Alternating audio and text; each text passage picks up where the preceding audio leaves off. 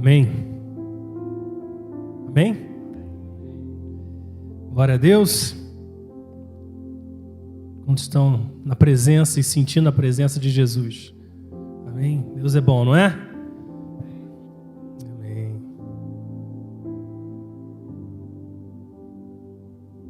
Feche seus olhos mais uma vez. Vamos orar mais uma vez. Pai, te damos liberdade, Jesus, para tudo aquilo que o Senhor quer fazer nessa noite, nas nossas vidas, em nós, através de nós.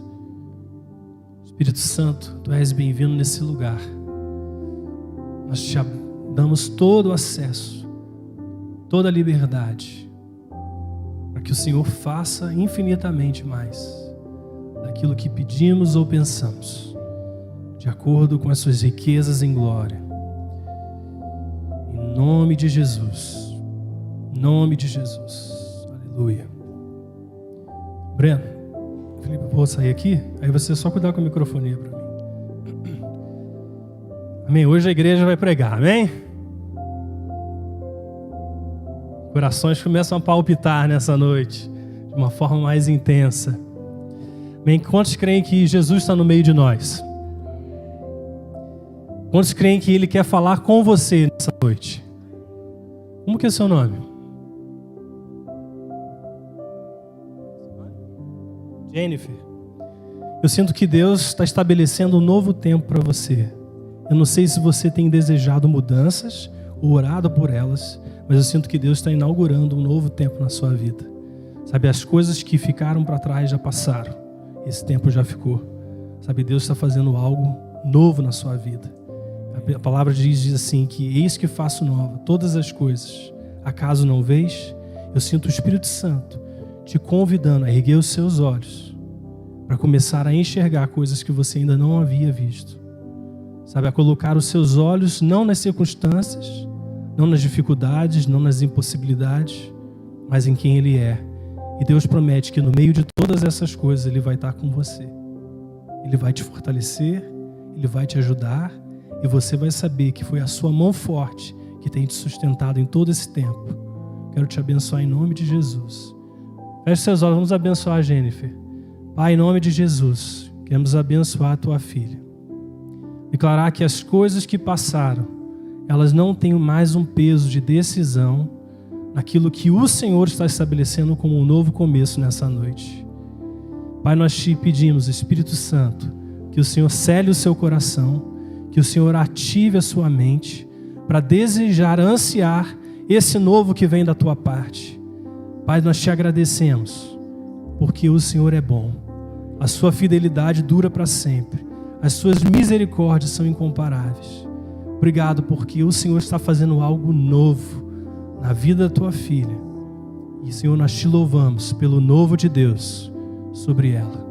Em nome de Jesus. Em nome de Jesus. Aleluia.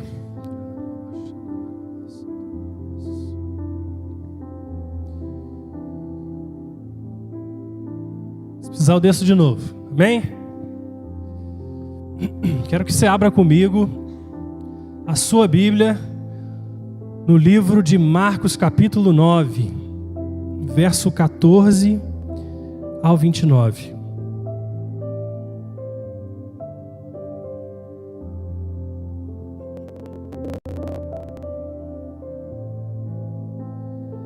Marcos capítulo 9, verso 14. Quantos já abriram, digam amém.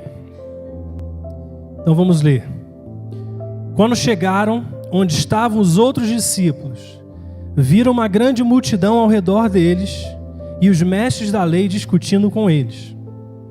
E logo que todo o povo viu Jesus, ficou muito surpreso e correu para saudá-lo. E perguntou a Jesus: o que vocês estão discutindo? Tá, para aqui um momento. O que a palavra de Deus está dizendo? Que quando eles chegaram onde estavam os outros discípulos, eles viram o quê? Uma grande multidão ao redor de quem? Dos discípulos. E quem estava discutindo com eles? Os mestres da lei, amém? Quando viram a Jesus, ficaram surpresos e correram para saudá-lo. E aí perguntou a Jesus: o que vocês estão discutindo? Fala isso comigo, o que vocês estão discutindo? Porque isso aqui é chave para essa palavra, amém?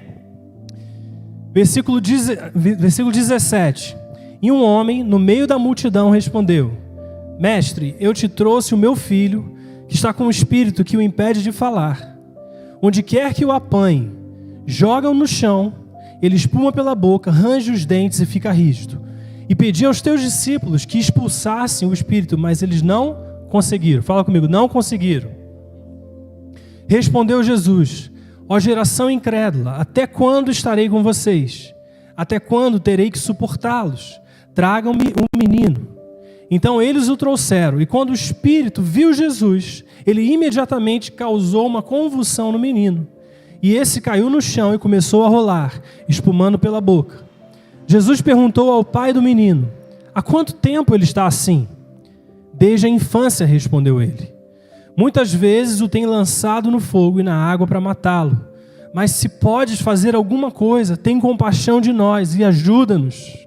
Se podes, disse Jesus, tudo é possível àquele que crê.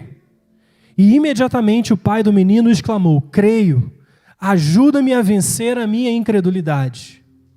E quando Jesus viu que uma multidão estava se ajuntando, repreendeu o espírito imundo, dizendo: Espírito mudo e surdo, eu ordeno que o deixe e nunca mais entre nele.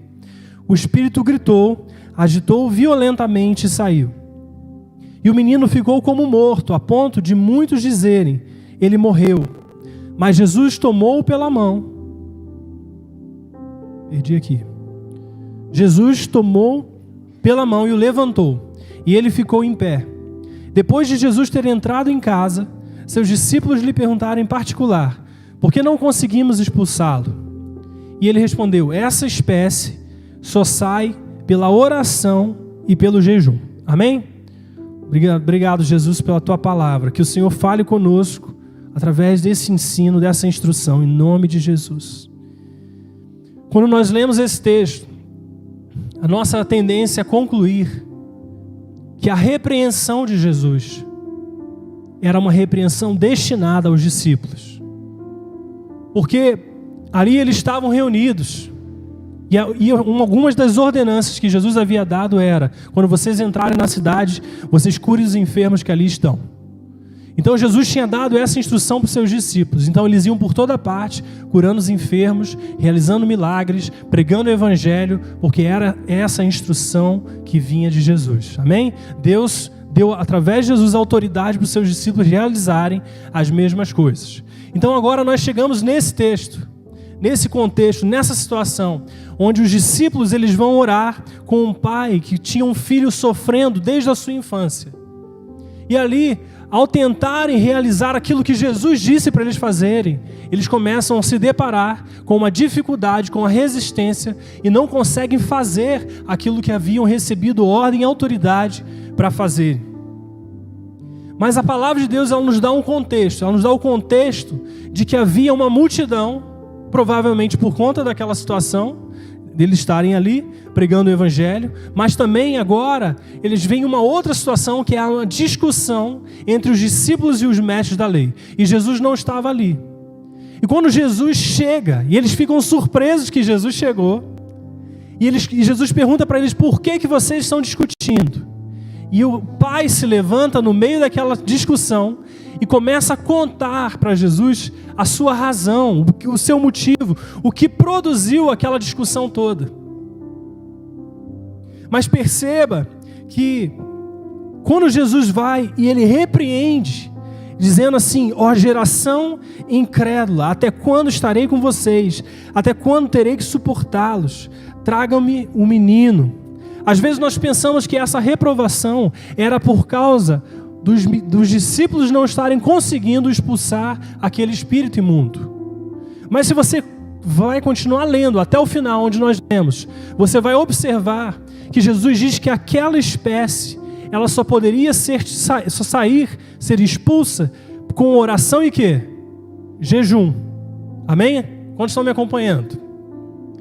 Agora perceba o seguinte: embora Jesus tenha dado instruções claras sobre o jejum, por exemplo, em Mateus 6, Jesus explica como nós devemos fazer o jejum. Em outro texto dos evangelhos, nós vemos Jesus falando com os mestres da lei a respeito do motivo pelo qual seus discípulos não jejuavam, como os outros judeus. Porque aqueles mestres e fariseus diziam para Jesus: por que os discípulos de João jejuam? Por que nós jejuamos? Agora, por que seus discípulos não jejuam? E Jesus responde para eles, dizendo: é possível que os convidados do noivo, quando estão juntos com o noivo, jejuem enquanto ele está presente? Não é possível, mas haverão dias em que o noivo será retirado, e quando ele for retirado, então jejuarão. Então perceba que a única coisa que impedia que aquele espírito fosse removido era a falta da oração com o jejum.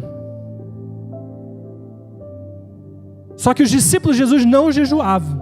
Quantos estão entendendo? Então a repreensão aqui não é necessariamente aos discípulos por falta de fé ou por causa de incredulidade, mas era uma repreensão destinada aos fariseus e mestres da lei que ali estavam. Por quê? Porque diante daquela impossibilidade, diante de ver uma criança sofrendo abusos do espírito, eles estavam provavelmente mais preocupados em ter razão do que com a condição do menino. É por isso que se levantou grande discussão, porque os discípulos ali estavam fazendo o que Jesus havia mandado, mas ainda assim, eles estavam discutindo o quê? Discutindo certamente por que os discípulos não tinham tido êxito em fazer aquilo que Deus mandou fazer, que Jesus havia mandado fazer. Discutindo, talvez mostrando: olha, isso aí que vocês estão fazendo não tem sentido nenhum. Talvez caçoando, talvez zombando dos discípulos por estarem fazendo a vontade de Jesus. Então, quando Jesus se enxerga aquilo, e ele vê que a necessidade se transformou no motivo de confusão, ele fala: até quando eu vou ter que suportar vocês? Quantos estão entendendo? Eu quero te dizer que o espírito religioso, querido, ele busca oportunidades para acusar, e esse mesmo espírito religioso, ele torce pelo seu fracasso. Se você quer fazer a vontade de Deus, saiba que existe um espírito religioso que está torcendo para dar errado. E às vezes as pessoas são os instrumentos pelo qual esse espírito fala. Às vezes as pessoas, ao invés de apoiar e te encorajar e te incentivar por estar obedecendo à voz de Deus, às vezes eles estão colocando questionamentos a respeito daquilo que, será que aquilo que você ouviu é verdade, é verdadeiro? E ao invés de você conseguir caminhar na direção daquilo que Deus falou, você começa a se sentir desencorajado. Você começa a ser distraído daquilo que Deus te mandou fazer para se preocupar com aquilo que Deus não te mandou fazer. Deus te mandou você cumprir a sua ordem, ser obediente, curar os enfermos, ali nesse contexto. Mas a partir do momento que você se pega discutindo, isso significa o quê? Que você já não está mais fazendo aquilo que Deus te mandou fazer. E às vezes acontece na nossa vida dessa forma. Deus te deu uma palavra, Deus te deu uma promessa. Você sabe o que fazer, você sabe o que deve fazer. Mas aqui as vozes começam a soar nos seus ouvidos. Começam a questionar se você realmente ouviu o Senhor. E daqui a pouco você se encontra distraído. Você começa a ser: será que realmente Deus me mandou fazer isso? Será que eu estou realmente fazendo aquilo que Deus me mandou fazer? Você começa a deixar que entre pelos seus ouvidos palavras que nunca vieram do coração de Deus. E assim que acontece conosco. Às vezes nós se vemos lutando batalhas que nós nunca fomos chamados a lutar. Guerreando, tentando convencer às vezes até nós mesmos. Não, você está no lugar certo, você está no caminho certo, vai lá, continua. Começamos a gastar nossa energia com aquilo que Deus não nos chamou para fazer, ao invés de simplesmente obedecer. Quando lemos a palavra de Deus no livro de Neemias, nós vemos que em um determinado momento, Neemias foi enviado para reconstruir as muralhas. E o que acontece quando ele está reconstruindo as muralhas? Levantam-se os zombadores. E esses zombadores chamam Neemias para ter um encontro com ele. Eu tenho uma coisa para te falar. Vem cá, Neemias. Deixa de fazer a obra. Eu tenho uma coisa muito importante. E Neemias diz o quê? Eu não tenho tempo a perder. Eu estou fazendo o quê? Uma grande obra. Quero te dizer que Deus tem uma grande obra na sua vida. E Deus não quer que você perca tempo ouvindo os zombadores, ouvindo o espírito religioso. Deus quer que você continue firme naquilo que Ele te mandou fazer. Porque Deus tem uma grande obra para fazer na sua vida e através da sua vida. Sabe o que às vezes nós tentamos provar? Quando nós perdemos o foco e começamos a discutir, começamos a questionar, começamos a conversar com os zombadores, o que você está tentando provar com isso? Será que às vezes nós não estamos tentando provar que temos realmente uma palavra de Deus? Será que às vezes não estamos tentando justificar para as pessoas que aquilo que nós estamos fazendo realmente veio do coração de Deus? E às vezes nós paramos e perdemos muito tempo dando respostas e justificativas, ao invés de correr a carreira que Deus tem para nós. Às vezes gastamos o nosso tempo, a nossa energia com coisas que não importam. Às vezes achamos que o sucesso dessas coisas são importantes, mas não são. Por isso, se você estiver fazendo a vontade de Deus, sempre vão ter pessoas torcendo pelo seu fracasso, esperando oportunidade para dizer, tá vendo? Não deixe o seu orgulho atrapalhar a sua obediência. Não deixe o seu orgulho atrapalhar a sua obediência. Romanos capítulo 12, verso 3 diz assim: porque pela graça que me foi dada, digo a todos vocês, ninguém tenha de si mesmo um conceito mais elevado que deve ter, mas pelo contrário, tenha um conceito equilibrado, de acordo com a medida da fé que Deus lhe concedeu. Paulo, nesse capítulo, ele está escrevendo a respeito dos dons espirituais.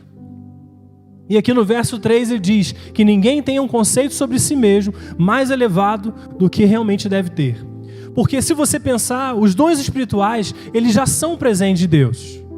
Você recebeu esse presente de Deus. Você não pode lutar por eles, você não pode conquistá-los, você não pode merecê-los. Eles são simplesmente um ato da graça de Deus. Mas ele não para por aí. Ele está dizendo que não apenas os dons espirituais são presentes de Deus para nós, mas ele está dizendo que a capacidade de você se mover neles, a medida da fé para você se mover nesses dons, também vem de Deus. Ou seja, você recebe o presente, mas até para usar esse presente você precisa de Deus. É isso que Paulo está dizendo aqui no versículo 3. A medida da fé que Deus te deu. Você tem que entender qual é essa medida da fé e se mover nela. Agora, se nenhuma dessas coisas foi você que carrega por si só, é a sua capacidade, é a sua habilidade, são os seus dons. Se nada disso vem de ti, aonde existe chance para o orgulho? Aonde existe motivo da vanglória? Não existe. É anulada, é aniquilada. Não tem como.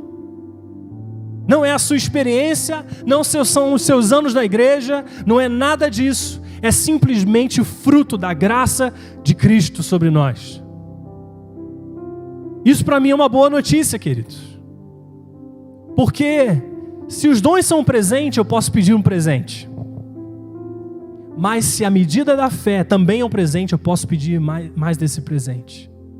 Para me mover cada vez mais profundo, cada vez mais intensamente, para me mover mais profundamente com o Espírito Santo. E isso está disponível para cada um de nós. Você pode pedir, mas não tem espaço para o orgulho.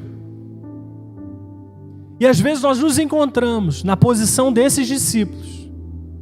Eu quero fazer esse contraste com você. Às vezes nós estamos exatamente como os discípulos, Deus tem uma palavra para você e você está perdendo o seu tempo com comparações, você está perdendo o seu tempo com a autocrítica, você está se questionando, será que realmente Deus falou comigo? Às vezes você está questionando aquilo que Deus já te mandou fazer, aquilo que Ele já te entregou. Você está lá lutando com você mesmo, perdendo o seu tempo, se comparando. Aí o seu irmão se move de uma maneira espetacular e para você, o dele é muito bom, mas o seu não é. Então você está ali como os discípulos. Você está ouvindo acusação, dando ouvidos. Você está perdendo o seu tempo, você está dando a sua energia. Às vezes nós estamos nessa posição. Mas ao mesmo tempo nós podemos às vezes estar na posição do pai do menino, que é o outro lado. Versículo 24 diz: imediatamente o pai do menino exclamou: creio, ajuda-me a vencer a minha incredulidade. Sabe, essa de fato é uma boa oração. Eu creio, Senhor, mas me ajuda a vencer a minha incredulidade. Não parece um contraste, um paradoxo? Como que alguém crê e tem incredulidade ao mesmo tempo? Crer fala de confiança. Eu coloco a minha confiança em Deus. E a descrença é justamente o contrário. São as coisas que se levantam, que se tornam maior do que o seu Deus para você. O que nós faremos da nossa incredulidade? A incredulidade é a fonte da ansiedade. Você se torna ansioso, preocupado com o dia de amanhã, por causa da incredulidade, porque de alguma forma você acredita que Deus no dia de amanhã não estará lá, que Deus já não vai prover aquilo que você precisa, que Deus de alguma forma vai ser pego de surpresa. Isso não é uma realidade. Deus não é pego de surpresa. Amém? Deus não é pego de surpresa. Quando você pensar que tem a necessidade, Deus já proveu a solução. A incredulidade é a fonte da vergonha. Quando você falha, quando você se sente desqualificado, quando você ouve acusações. Por quê? Porque você acha que Deus, Ele te aceitou por coisas que você fez. Mas na realidade Deus nos aceitou por causa daquilo que Ele fez. Então onde há o motivo da vergonha? Não há mais. Porque Deus não te aceitou pelo que você faz. Deus te aceitou por quem Ele é. A sua vida. Então a incredulidade, ela vai e permite que a vergonha se instale dentro do teu coração. Mas se você sabe que você é aceito por causa daquilo que Jesus fez, você simplesmente não tem mais motivos para se envergonhar. Você sabe que o perdão já veio, que a reconciliação já veio, e eu aceito esse presente. Quantos estão entendendo? A incredulidade é a fonte do desapontamento. Sabe quando você faz planos? Ninguém faz planos para dar errado. Ninguém planeja para as coisas não saírem certas. A gente planeja as coisas para darem certo. E quando não dão? A incredulidade é fonte do desapontamento. Por quê? Porque você acha que apesar das falhas, porque apesar dos problemas, a coisa não ter saído da forma como você esperava, Deus não pode transformar essas coisas no seu benefício. E a palavra de Deus nos diz o quê? Que Deus faz todas as coisas cooperarem para o bem daqueles que amam a Deus, que são chamados segundo o seu propósito. Sabe, as coisas que você pensa, olha, isso aqui não tem jeito. Deus é a melhor pessoa para transformar esse desapontamento em solução, em provisão para as nossas vidas. Sabe, as coisas que você fala, olha, não dá mais. Eu nunca vou conseguir alcançar o plano A de Deus. Não existe plano B com Deus. Deus transforma todos os nossos erros, as nossas falhas, em plano A para nós. Sabe, a incredulidade, ela é fonte da inveja. A incredulidade. Porque achamos que Deus é pequeno demais para dar para o outro como pode dar para nós. Então, se o outro tem, eu não posso ter, vai faltar. A incredulidade é a fonte da inveja. Esse sentimento de orfandade, esse sentimento de falta, de escassez, é incredulidade, porque acha que Deus é pequeno demais. Sabe, a incredulidade, ela é fonte de muitas coisas. Ela é fonte da baixa autoestima. Você se sente um derrotado, fracassado. Enquanto Deus está falando a seu respeito, que você é o filho amado, você se sente um filho fracassado. Você se enxerga como um servo e não como filho. Você se sente digno apenas das migalhas, enquanto Deus tem um banquete para você. Enquanto Deus está te chamando é para a mesa. E a palavra de Deus diz que ali na mesa, diante dos seus inimigos, é que Ele faz o seu cálice transbordar. Você não é chamado para a mesa para trazer um cálice cheio. Você é chamado para a mesa para sentar sobre ela e ver o Senhor diante dos seus inimigos encher o seu cálice. A incredulidade faz você ter uma baixa autoestima. A incredulidade faz você viver amargurado. Coisas que você não podia controlar. Dores nos relacionamentos. E você acha que Deus está restrito, limitado a isso? Deus não está, queridos. Deus tem provisão e Ele é abundante em todas as coisas. Mas a incredulidade faz você viver amargurado. Sabe, a incredulidade faz você viver impaciente. Alguém já passou aí por impaciência? Eu já passei muito. Por que nós temos impaciência? Porque nós temos tanto interesse em ter as coisas debaixo do nosso controle, ao invés de deixar Deus conduzir todas as coisas no tempo certo, na hora certa, da forma certa. Sabe, nós deixamos a incredulidade tomar conta do nosso coração. Se crer significa colocar confiança em Deus. A incredulidade é quando essas situações se tornam maior que a nossa confiança em Deus. Hebreus capítulo 3, no verso 12, diz assim: cuidado, irmãos, para que nenhum de vocês tenha coração perverso e incrédulo, que se afaste do Deus vivo. Sabe, a incredulidade, ela te afasta de Deus. Você pode até achar que não tem muita importância, mas cuidado, porque essa incredulidade te afasta de Deus. Sabe, ela te leva para longe. Agora se coloca no lugar desse pai. Desde a infância, segundo as Escrituras, diz que via o menino sofrendo convulsões, tentando se matar, se machucar, se lançando sobre o fogo, se lançando sobre as águas para se afogar. Agora imagine o cansaço físico, emocional de um pai, a tempo todo, tendo que estar atento com seu filho, para que ele não fizesse nada disso. Imagina os gastos financeiros. Imagina a sua busca incessante por médicos para ajudá-lo. Imagina a rotina de um pai, de uma família, sendo completamente alterada por causa daquilo que ele estava sofrendo. O estresse, o socorro, a tristeza, tudo vendo o seu filho.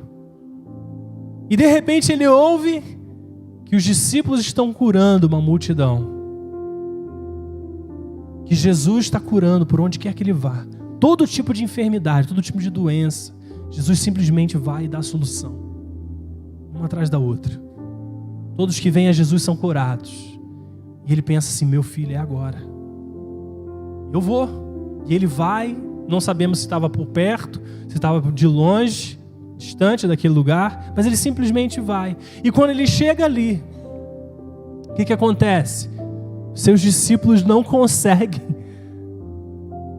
Seus discípulos não conseguem solucionar É o único registro nas Escrituras que fala que os discípulos ou Jesus orou e não obteve resposta. É o único registro. E ali é exatamente o que ele estava vivendo. Imagina o pai, depois de tudo que ele tinha passado, agora ele chega nos discípulos e ele não consegue a solução. Mas a realidade é que com Jesus tem sempre solução. Mas aquilo ali era uma oportunidade para destravar a incredulidade do coração daquele homem. Porque a cura de Deus nunca é limitada ao físico. Ela não é limitada, ela é plena. Ela cura a alma, ela cura o coração, ela cura a emoção, ela cura o físico, e ela cura o espírito com a salvação. E aí, no versículo 23, olha o que ele diz: Jesus, se podes fazer alguma coisa, tem compaixão de nós e ajuda-nos. E Jesus, ele não é muito empático aqui, né? Ele diz assim: se podes, tudo é possível àquele que crê. Então, diante da incredulidade, Jesus não podia ter assim, não fica assim. Mas ele confronta a incredulidade, porque a incredulidade te afasta de Deus. A incredulidade, ela te leva para longe de Deus. E Deus não queria simplesmente solucionar um problema, mas ele queria que aquele homem estivesse perto dele. E ele diz: tudo é possível àquele que crê. Ou seja, você não conseguiu até agora a resposta, mas olha só, tudo é possível. Tudo é possível. Breno, tudo é possível. Ronaldo, tudo é possível aquele que crê. Gil, tudo é possível aquele que crê. Augusto, tudo é possível aquele que crê. Maristela, tudo é possível aquele que crê. Não é isso? Deus está confrontando a nossa incredulidade, porque a incredulidade te afasta do coração dele. Incredulidade te leva para longe. Tudo é possível aquele que crê. Sabe, nós podemos achar motivos para a nossa incredulidade. Nós podemos contar uma história para as pessoas para justificar a razão de vivermos da forma que vivemos. Nós podemos contar uma longa história, falar todas as razões, todos os motivos. Nós podemos ser igual aquele homem no poço, no tanque de Betesda. Olha, não tem ninguém aqui para me jogar. As águas mexem e eu não consigo, não tem ninguém aqui. Mas Jesus não estava perguntando: você tem alguém para te jogar ali? Ele está perguntando assim: você quer ser curado? E às vezes é isso que Deus está fazendo conosco. Deus está confrontando a nossa incredulidade. E nós estamos ali, sabe, construindo histórias justificativas para não viver aquilo que Deus nos chama a viver. Por isso que essa oração é tão importante. Senhor, eu creio, mas me ajuda a minha incredulidade. Porque quando nós temos coragem de expor aquilo que nos afasta, Deus também tem acesso para nos fazer vencer aquilo que nos impede. Quando nós temos coragem de abrir e falar: essa aqui é minha fraqueza, essa aqui são as minhas desculpas, Deus. Essa aqui são as coisas que eu falo para justificar a razão de não viver isso, de não fazer aquilo. Sabe, quando nós pararmos de apresentar essas desculpas e oferecer verdade para Deus, Deus também pode pegar a nossa verdade e mostrar a dele. Sabe, nós estamos sendo confrontados a nos aproximar de Deus, não nos afastar de Deus. Sem fé é impossível o quê? Agradar a Deus. Por quê? Porque é necessário que aquele que se aproxima dele creia que ele existe e que é galardoador daqueles que o buscam. Você, para se aproximar de Deus, precisa saber que é ele que recompensa. Porque se você sabe que ele que é o recompensador, não pode ter espaço para incredulidade dentro de você. Sabe, Deus vai te ajudar a vencer a sua incredulidade quando você expô-la. Isso pode ser a sua fraqueza, isso pode ser a sua dor, pode ser o seu medo, pode ser o seu sentimento de incapacidade, pode ser como as coisas que nós falamos ali, a sua autoestima, pode ser muitas coisas, pode ser a sua amargura, desapontamento, os sonhos que você tinha que não aconteceram. Sabe, todas essas coisas podem se tornar incredulidade dentro de você. Mas Deus te chamou e trouxe você aqui nessa noite para você expor essa incredulidade e você permitir que Deus traga a restauração, a cura sobre o teu coração. Eu creio nisso, queridos. Sabe, você pode estar entre os discípulos que está perdendo tempo. Sabe, algumas pessoas aqui podem ter um chamado maravilhoso, mas estão perdendo tempo. Pararam na caminhada. Deixaram de correr a corrida. E sabe, eu tenho certeza que nada disso é intencional. Você não para porque você quer.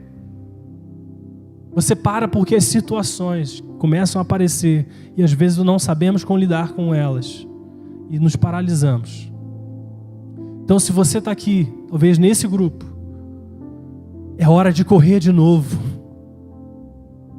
É hora de correr a carreira novamente. É hora de deixar o desapontamento para trás e correr com direção ao alvo. Porque Deus está te chamando, amados. Deus te chamando. Mas talvez você esteja aqui em outro tipo de situação. Talvez a incredulidade já tomou conta do teu coração. Mas eu sei que você não quer viver com ela.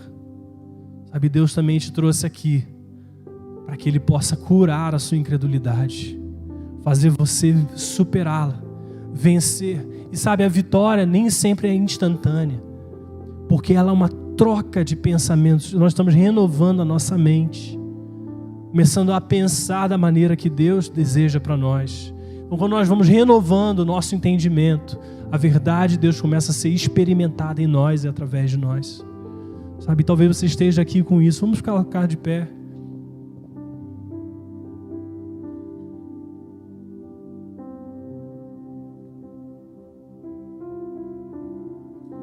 Pedir para abaixar um pouco as luzes.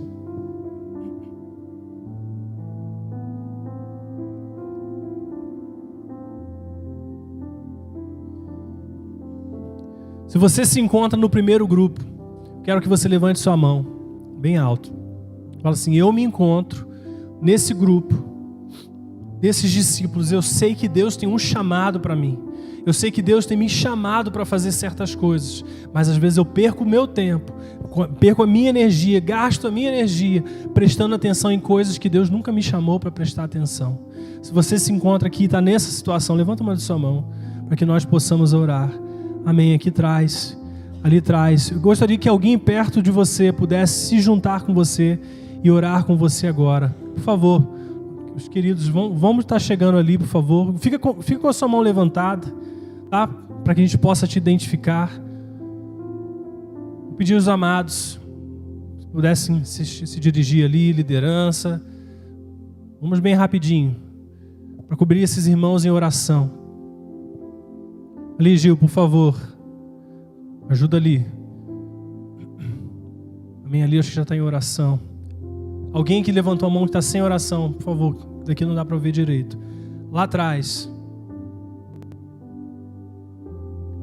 Agora, se você encontra-se no segundo grupo, você sabe que a incredulidade já tomou conta do teu coração por qualquer razão, qualquer uma dessas que nós citamos, qualquer outra que você identifique, e você deseja que o Senhor te ajude a romper, a vencer essa incredulidade, também levanta uma da sua mão.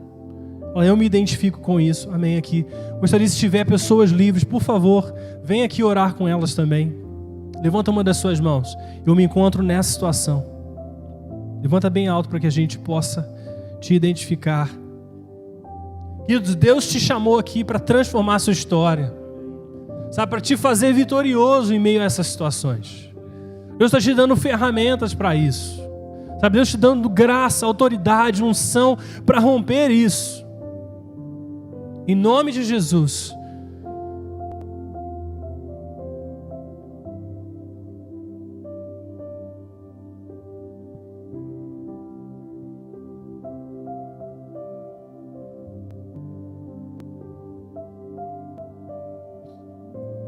Amém. Erga a sua voz.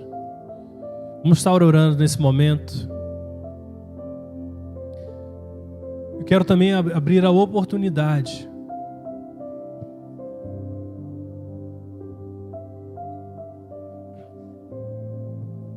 Queridos, eu quero contar para vocês uma visão que eu tive no meio dos louvores, né?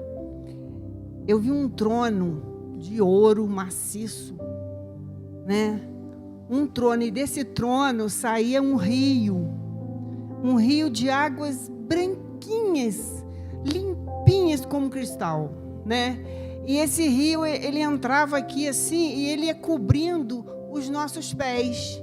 Mas as águas eram tão fortes que elas estavam arrancando os nossos sapatos, né? A gente não precisava tirar. A água era forte, ela ia arrancando os nossos sapatos e afastando, tirando os nossos sapatos, carregando para algum lugar, ia tirando, entende? Né? Então agora eu fiquei esperando a palavra do Tiago, eu estou vendo que a palavra tem tudo a ver, sabe? Deus quer tirar isso de nós, para que a gente tenha parte com Ele. Ele falou com os seus apóstolos, né? Se eu não lavar os vossos pés, vocês não têm parte comigo. Então Deus quer tirar a nossa incredulidade. Nós precisamos crer que Deus existe, Ele está aqui e Ele está tirando seus sapatos. Ele está tirando isso de você. Amém? Então você creia no que o pastor está pregando. Amém?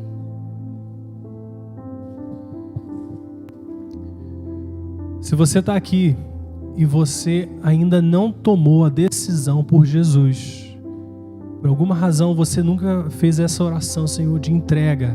Senhor, a minha vida é tua. Eu reconheço os meus pecados. Eu sei que eu preciso do Senhor como Salvador e Senhor da minha vida. Se você está aqui, você nunca fez essa oração, mas você sente que o Senhor está te convidando para realizar isso, quero que você levante sua mão também. Se você está aqui, você ainda não orou, não entregou a sua vida para Jesus de uma forma intencional, e você deseja fazer isso nessa noite, levanta uma das suas mãos para que nós possamos orar. Amém. Glória a Deus. Aleluia. Eu vou pedir aqui, Cassiane, por gentileza, ora com a nossa querida irmã aqui. Ela vai te conduzir nessa oração, tá bom?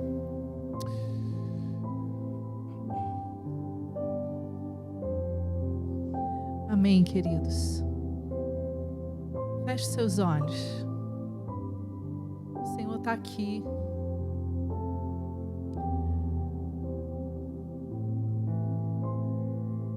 A Esther teve uma visão que Jesus vinha e lavava os nossos pés. Ele jogava água fora e ele derramava um óleo. O óleo da unção, eu creio nisso. Eu creio que o Senhor quer derramar esse óleo sobre as nossas vidas. É um novo tempo. Alguns aqui estão precisando desse novo tempo. Alguns aqui estão precisando desse novo tempo. Esse novo tempo de algo novo vindo do Senhor. Onde toda a incredulidade vai embora. Onde toda a incerteza vai embora. Onde você não precisa ter mais controle, porque o Senhor tem controle de tudo na sua vida, de tudo. Ele não tem controle só do que você vai fazer amanhã, mas Ele tem controle de tudo. Então eu queria que você levantasse as suas mãos, se você precisa desse novo de Deus, desse novo. Levante as suas mãos, desse novo do Senhor. Se você precisa desse novo, eu quero te convidar a vir aqui na frente. Vem no altar. Diga ao Senhor, eu preciso desse novo. Eu preciso crer. Eu não consigo sozinho, mas eu preciso crer. O Senhor te convida a vir, a se derramar, porque Ele quer trazer unção nova sobre a sua vida, sobre a sua história. A sua história não acabou. A sua história não acabou. Você pode achar que é o fim, mas a sua história não acabou. Deus tem algo novo. Eu queria orar por aqueles que estão nos assistindo. Deus abençoe a sua vida, que vocês tenham uma semana de paz. Receba a cobertura do Senhor.